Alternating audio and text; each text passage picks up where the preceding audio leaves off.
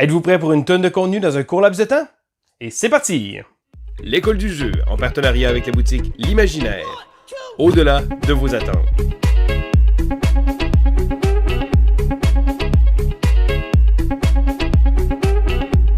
Bonjour et bienvenue à l'école du jeu, mon nom est Sylvain et on se retrouve pour le segment du throwback du mois de septembre 2019. Non, 2019 ce n'est pas une erreur, c'est justement le but de mon segment throwback. Je retourne un an en arrière et je regarde les jeux dont j'ai fait l'acquisition. On voit si, avec le temps, l'impact que le jeu a eu, mais aussi mon appréciation de ce dernier. Parce que, on se le cachera pas, quand on reçoit des jeux, c'est souvent tout nouveau, tout beau. On a une petite lune de miel ludique et souvent, on va y jouer beaucoup, mais après ça, le jeu va peut-être prendre les étagères ou finir par être échangé ou être vendu. Il faut noter aussi que mes habitudes de consommation ludique sont probablement grandement différentes de la plupart des gens qui nous écoutent. De par le fait que souvent, je vais jouer à des jeux, je vais jouer énormément des jeux pour les tester, souvent faire des critiques, des choses comme ça, mais au final, après ça, je vais souvent les vendre, pas parce que c'est des mauvais jeux, mais souvent pour faire une rotation, parce que bon, j'aime ça en essayer beaucoup.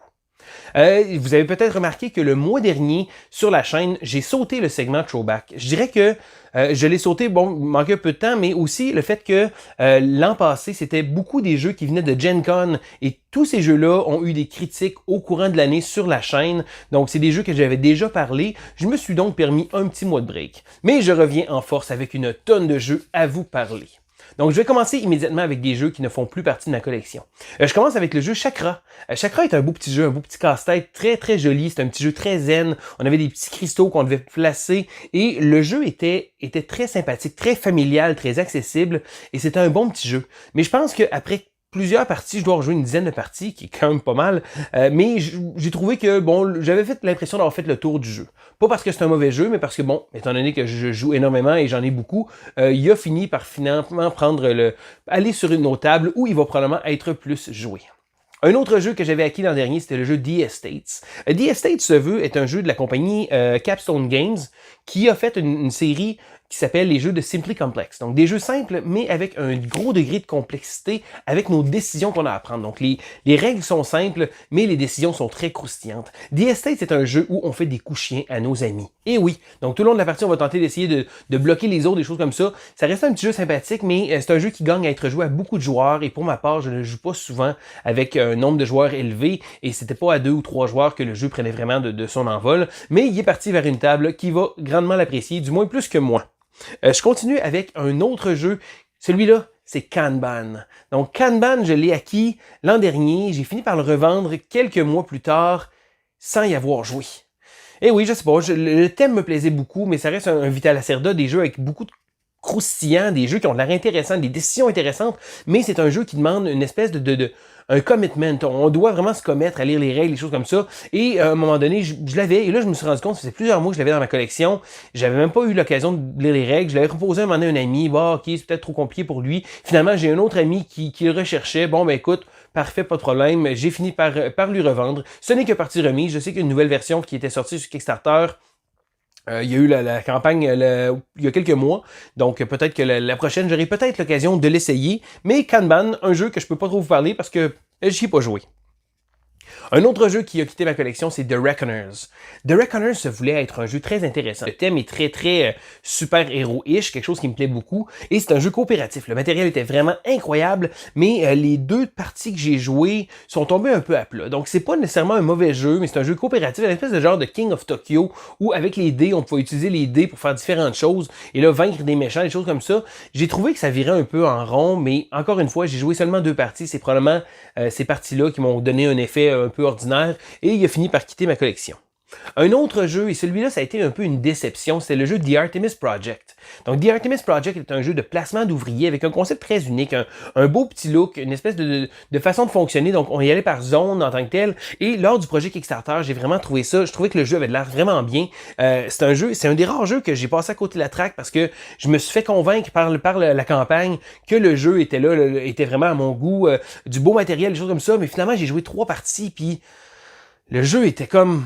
OK, je pense que j'ai peut-être... Je sais pas. Non, il manquait un petit quelque chose au jeu pour le rendre vraiment intéressant. Dommage parce qu'il y avait du potentiel, il y avait des idées intéressantes selon les placements qu'on plaçait et les placements d'ouvriers, mais au final, c'est tombé relativement à plat. Et je connais quelques personnes aussi qui ont joué et qui ont trouvé un peu la même impression que moi. Donc peut-être que c'est une design, peut-être bien qu'il manquait un petit quelque chose, mais il a fini par quitter ma collection.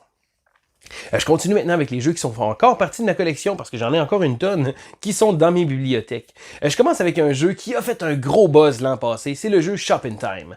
Donc Vince, gros thumbs up pour toi parce que tu nous as ramené de Gen Con Shop in Time, qui est même pas un jeu qui venait de sortir, c'est un jeu qui datait déjà de quelques années, je pense 2018, par la compagnie Mercury Games, un jeu qui n'a pas eu grand impact, mais c'est un jeu où on va devoir drafter des cartes et déterminer des prix. Mais là, les prix, donc Shop in Time, on va devoir faire du magasinage, mais à travers les époques. Donc, on va devoir essayer de s'approcher à un prix. Donc, exemple, mettons, le montant qu'on doit arriver, c'est 8 $. Donc, on va drafter des cartes et le but, c'est d'arriver à 8 $. Le seul hic, c'est que les objets qu'on va avoir, donc exemple, une chaise en 1937, du savon à vaisselle en 1962. Donc, c'est tous des éléments à travers le temps comme ça. Et c'est très difficile de savoir exactement quel prix ça vaut. Et c'est ça le but. Le but est vraiment fait en sorte que c'est un jeu de convention, un jeu de party, un jeu trippant parce que les gens, on s'amuse. Et là, le matériel est vraiment super parce que sur la boîte, en fait, le matériel, il y a une application qui vient et on peut scanner nos objets. On a le petit son de la caisse enregistreuse qui rajoute énormément de thèmes à ça. Ce qui est intéressant, c'est qu'on verra jamais les prix exacts. On va seulement voir le total. Ça nous évite de pouvoir justement, à force de jouer, savoir exactement que, bon, le détergent à lessive en 1962, ça vaut 4,15 $. Mais là, on le sait pas. Donc, chaque partie va être différente. Il y a des petits modes de jeu, des choses comme ça.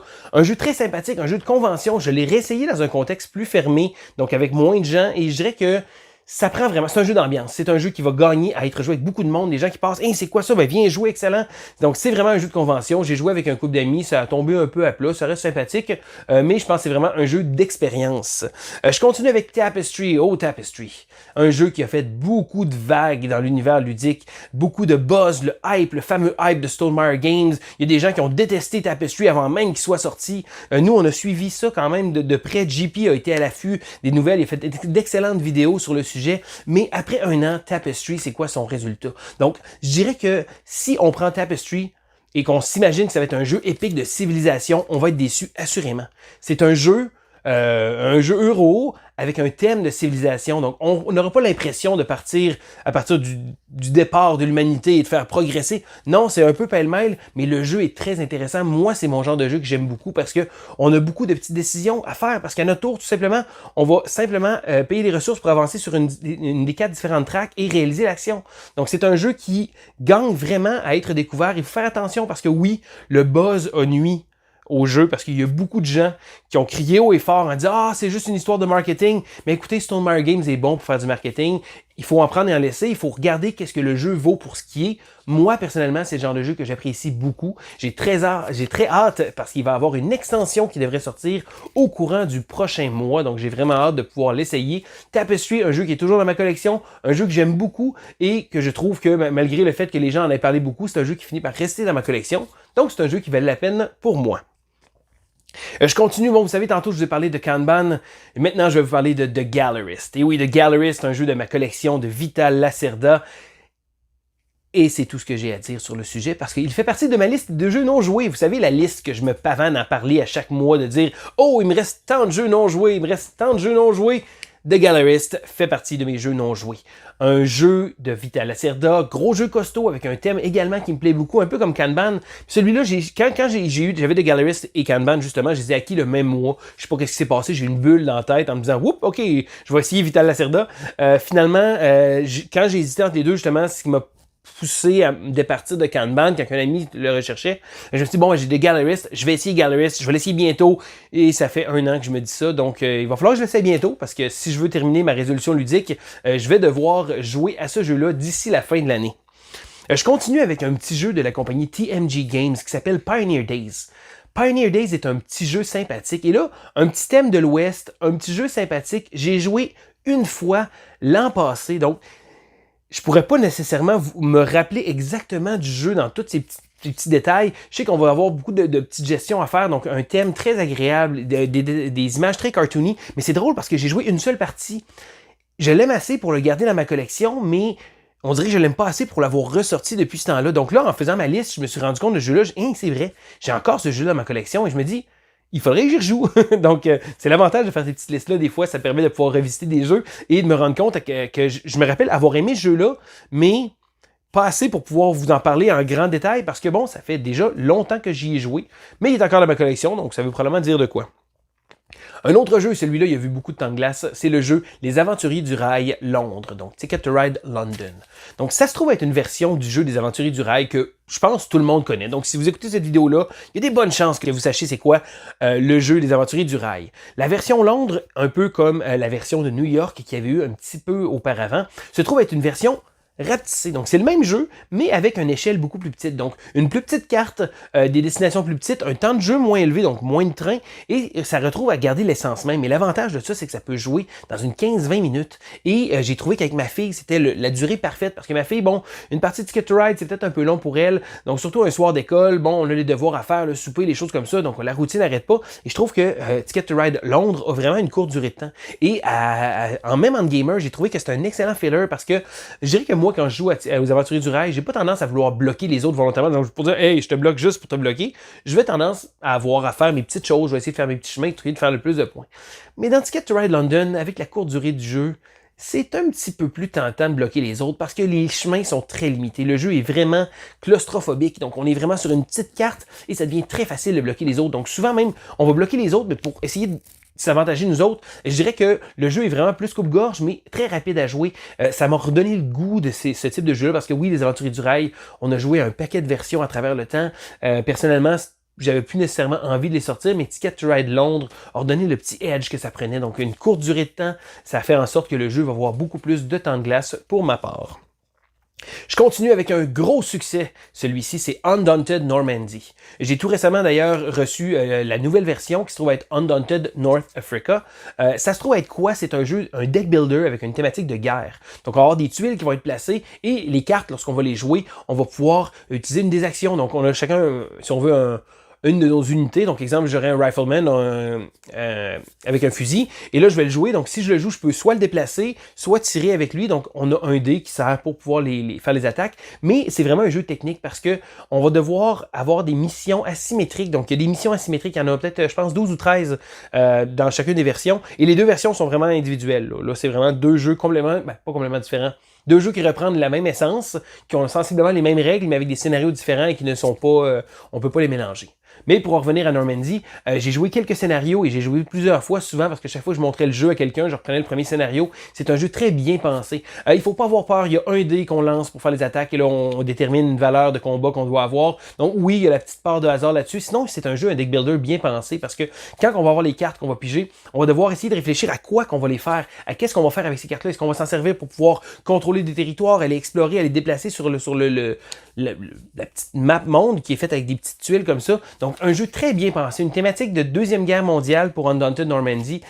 Tous des thèmes qui sont assez bien respectés, je dirais. Bon, c'est les Américains contre les Allemands. Il y a un petit peu de texte historique qui se trouve avec ça. J'ai trouvé un jeu très intéressant. North Africa, je l'ai adoré également. Il rajoute des véhicules en plus de ça. Et il a annoncé pour l'année prochaine une extension qui va servir pour les deux jeux. Donc, un jeu que j'adore, un jeu qui reste dans ma collection, que j'ai joué énormément, Undaunted Normandy. Je continue ici avec un jeu qui s'appelle Quarriors, plus précisément la Quultimate Quedition. Ouais, le jeu s'amuse à mettre des culs partout. Donc, Quarriors, c'est quoi? Ça se trouve être un peu l'ancêtre de Dice... de Dice Master. Et voilà, excusez-moi, petit blanc. J'ai perdu 3 secondes là-dessus. Donc, ça se trouve être l'ancêtre de Dice Master. C'est un jeu où on va pouvoir recruter des dés. Et là, les dés vont aller dans un sac. C'est un back builder. Et c'est un back builder qui date quand même beaucoup. Je sais que c'est pas le premier back builder, mais c'est un jeu qui est arrivé quand il n'y avait pas beaucoup de back builder. Et là, à travers le temps, il y a eu plein d'extensions qui sont arrivées, un peu perdues dans le temps. Ils ont décidé, la compagnie WizKids, l'année dernière, de faire une espèce de version ultime avec toutes les extensions à l'intérieur. Je pense que j'ai même pas utilisé les matériels d'extension. Qu'est-ce qu'on va faire? Eh bien, on va avoir des cartes au milieu avec des dés et on va devoir recruter ces dés-là de manière à faire des points, à attaquer les unités des autres joueurs, les dés. Et lorsque les unités vont être battues, on va marquer des points. Donc, on s'attaque pas nécessairement un contre l'autre. Donc, c'est pas comme Magic où qu'on s'affronte, t'as des points de vie, j'ai des points de vie, je vais t'attaquer. Non, on va tenter de marquer des points de gloire. Et lorsque les créatures vont faire des points de gloire, elles vont être retirées. Donc, c'est vraiment un jeu où on va recruter un paquet de dés. Donc, c'est vraiment un back builder. Un back builder très sympathique. Le seul problème, c'est que c'est un jeu qui gagne à être rejoué souvent. Et c'est quelque chose que j'ai pas l'occasion de faire souvent, de rejouer au même jeu. Ça prend un joueur qui connaît un peu le jeu comme toi, donc un joueur dédié, mais ça reste une belle expérience de jeu. Pour ma part, j'ai bien aimé Quarriors. On y va avec un autre jeu qui me plaît beaucoup, mais que je n'ai pas joué énormément, c'est le jeu Périodique. Donc, Périodique vient de la compagnie Genius Games. Cette compagnie-là a tendance à faire des jeux avec de la vraie science, donc des bons jeux avec de la vraie science. Ils ont fait le jeu Subatomique, Cytosis, aussi un paquet de petits jeux de cartes un peu moins de marque, mais je dirais que Cytosis et Subatomique avaient quelque chose de très intéressant parce qu'ils prennent la vraie science, donc ils vont nous expliquer vraiment comment ça fonctionne, et là il y a même un petit livret qui nous explique c'est quoi. Dans Périodique, eh bien on va tenter de voir de fabriquer des éléments comme ça. C'est un pick-up and deliver, donc on va prendre des choses et on va essayer de les apporter. Mais ce qui est drôle, c'est que tous ces éléments-là sont faits sur le tableau périodique. Et là, le tableau périodique va être là, on va déplacer nos petits cubes comme ça, on va essayer de les placer de manière à aller chercher différents éléments. On n'a besoin d'avoir aucune connaissance scientifique, c'est juste le jeu qui utilise un thème comme ça, un thème très très bien appliqué d'ailleurs, un petit jeu très sympathique, et je trouve que la compagnie Genius Games, je trouve ça très agréable de voir les jeux qui vont sortir parce que ça amène de la vraie science avec des jeux qui sont intéressants. Parce que souvent, des fois, on va avoir des jeux scientifiques qui n'auront pas une capacité ludique intéressante. Dans ce cas-là, ils réussissent à faire un beau pont entre les deux avec des jeux qui sont très intéressants. Un autre jeu, celui-là, beaucoup plus petit, c'est le jeu Parodin. Donc, Parodin est un petit jeu dé solitaire, en fait, un jeu de casse-tête. Je dirais que j'en ai parlé déjà sur la chaîne lorsque j'ai fait mon top des petits jeux solo. Il a fait partie de ce top-là. C'est un jeu très sympathique, un jeu de casse-tête. On va avoir des dés et là, les dés, on les roulera pas. On va simplement avoir un casse-tête à résoudre. Il faut séparer les dés en deux équipes égales. Au départ, c'est facile parce que bon, c'est juste des chiffres. On a juste besoin de diviser un peu puis mettre ça de côté. Mais plus ça va et plus ça devient avec un gros challenge parce que là, il va y avoir des dés qui vont inverser la polarité, qui vont annuler d'autres choses, qui vont faire des affaires de même. Donc, ça devient un petit casse-tête très intéressant. C'est le genre de jeu qui aurait peut-être pu être sur le cellulaire même, mais je trouve ça le fun de pouvoir manipuler les dés, des fois de les déplacer, d'essayer de faire des choses. Comme on est bouché au départ, là, les 20 premiers scénarios, les 20 premières missions, ça va très bien. Mais à un moment donné, on frappe un mur et là, on doit essayer d'y aller à tâtons. Et j'ai trouvé ça très intéressant et très sympathique aussi. Maintenant, je suis rendu au dernier jeu que je voulais vous parler. Un jeu qui a fait toute une marque dans mon univers ludique. C'est le jeu Warcry. Alors, Warcry est la version skirmish, qu'on appelle escarmouche de Warhammer, mais l'édition, la version fantasy, la version fantastique, donc de Age of Sigmar. Donc dans Warcry, qu'est-ce que c'est? On va être une armée et on va devoir affronter une autre armée et on va devoir s'affronter dans l'arène. Donc l'arène va être composée avec un plateau de jeu avec différentes pièces de décor. C'est du Games Workshop. C'est du Warhammer, donc des décors à monter, des décors à peinturer. Mais ce qui est intéressant dans Warcry, c'est que le jeu a une accessibilité vraiment incroyable. Je pense que c'est réellement le chaînon entre les Wargames, les miniature Wargames et les jeux de société, parce que Warcry est très arcade comme jeu. Il y a moins de règles poussées que Warhammer 40 000 ou même Kill Team, qui est une version escarmouche de Warhammer 40 000. Donc dans Warcry, qu'est-ce que c'est justement? On va avoir nos armées, on va les monter selon différents paramètres, on va avoir des belles cartes qui vont nous expliquer les différentes habilités, les différentes attaques, et on va se déplacer, attaquer les autres. Mais ce qui est intéressant, c'est que le but, c'est pas de battre l'autre. Il y a des missions, et là, les missions, chaque partie est aléatoire parce qu'il y a 4 paquets de cartes. Donc, le premier paquet de cartes va déterminer quel est le positionnement des décors. Donc, les décors dans la boîte de base, boum, on a le positionnement des décors. La deuxième carte va déterminer les emplacements de départ. Donc, chaque joueur va commencer à un endroit différent, et là, il y a des unités qui vont arriver après différents tours. Donc, chaque partie va être différente. Ensuite, il y a la mission, donc contrôler les objectifs, ramasser un trésor, vaincre le héros de l'autre, donc un paquet de missions différentes. Et ensuite, il y a une petite twist intéressante, donc une tempête de sable, les unités peuvent bouger moins vite, le sol est brûlant, si on est au sol, on perd des points de vie, des choses comme ça. Donc, il y a vraiment, chaque partie va être complètement différente parce que c'est un scénario aléatoire composé de 4 éléments. Sinon, le jeu est très arcade, très cinématique, on va s'affronter, on va lancer des dés, faire des dégâts avec des personnages, des habilités spéciales, donc c'est un jeu très bien pensé, et je dirais que même pour les gens qui sont très intimidés, parce que oui, certains, bon, c'est du Warhammer, c'est intimidant quand on voit ça, il faut monter nos figurines, donc déjà là, ça va en turn off beaucoup, ils vont, ok, non, je suis pas trop sûr, mais ultimement, Warcry se trouve à être vraiment le jeu que j'aurais à proposer. Si quelqu'un serait moindrement intéressé de découvrir cet univers-là, parce que c'est certain que si ça vous intéresse pas, c'est pas mon pitch de vente qui va vous intéresser, c'est quelque chose que si vous êtes fermé à l'idée de ça, pas de problème, c'est vraiment pas pour tout le monde. Mais si ce genre de concept-là vous intéresse un peu, c'est vraiment le genre de jeu, le jeu parfait pour pouvoir intégrer ces concepts-là, parce qu'on n'a pas de case, on se déplace avec un galon mesuré ou encore une réglette comme ça, et là, on a l'impression d'avoir une liberté de mouvement. C'est vraiment un jeu très bien pensé. D'ailleurs, je vous en parle, ça fait longtemps que je vous en parle, mais je pense que je vais vraiment essayer de mettre l'emphase là-dessus au courant des prochains mois, de vous présenter ces différents jeux-là de Warhammer, parce que oui, j'y joue beaucoup. Oui, ça prend beaucoup de mon temps, de mon énergie. Je mets vraiment beaucoup d'heures de jeu à faire des listes, à construire mes figurines. J'adore ça. Et je trouve que Warcry est vraiment probablement le meilleur jeu pour débuter dans tout cet univers-là. Bon, hey, je pense que ça fait le tour de ma liste. C'est une bonne liste. J'ai essayé de vous en parler le plus rapidement possible. S'il y a des jeux là-dedans qui vous intéressent un peu plus, ça me ferait plaisir de vous en parler. J'aime vraiment ça parce que ça me permet de faire un retour, de découvrir justement des jeux que j'ai joués ou que j'ai pas joués depuis très longtemps. Et pour ma part, je trouve que le throwback permet de pouvoir justement prendre un peu de recul parce que vous savez, tout est tout le temps tout beau, tout rose quand on reçoit les jeux, mais avec du temps, des fois, on voit que certains jeux, malgré le fait qu'ils étaient très bons, qu'ils étaient très intéressants, on finit par se rendre compte des fois de certaines lacunes ou simplement que c'est des jeux qui nous ont pas assez captivés et c'est ce que le segment Throwback sert à faire, de justement faire un retour en arrière. Donc c'était Sylvain pour l'école du jeu et on se dit à la prochaine!